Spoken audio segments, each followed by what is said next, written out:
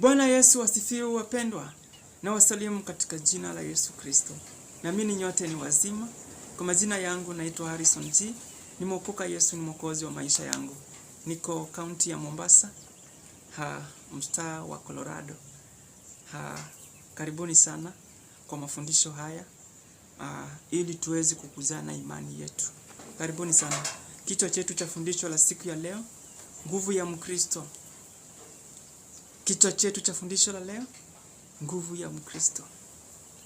Kuna ulimwengu wa kiroho wa Mungu na kuna ulimwengu wa kiroho wa Shetani.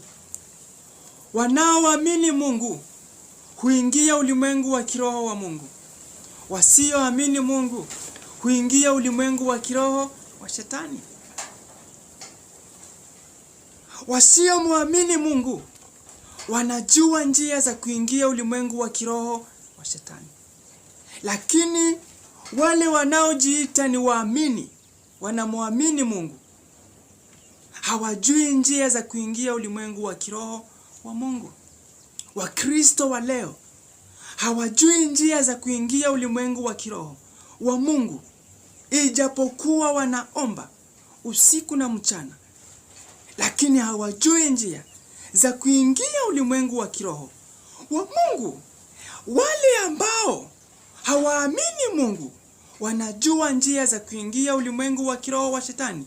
Ndiyo maana wanawatumia wale watu wanaojiita Wakristo, lakini hawajui njia za kiroho za kumtumikia Mungu. Wanawatumia kufanya kazi yao bila wao wenyewe kujua. Nguvu ya Mkristo iko ulimwengu wa kiroho wa Mungu. Nguvu ya mtu ambaye si Mkristo iko ulimwengu wa kiroho wa Shetani.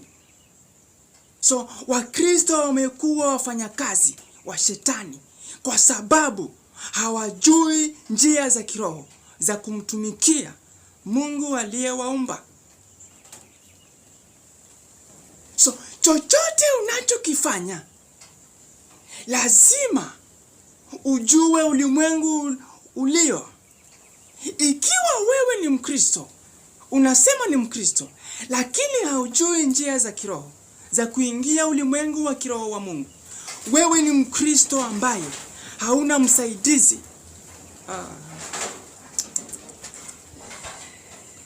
Mimi nikupe mfano.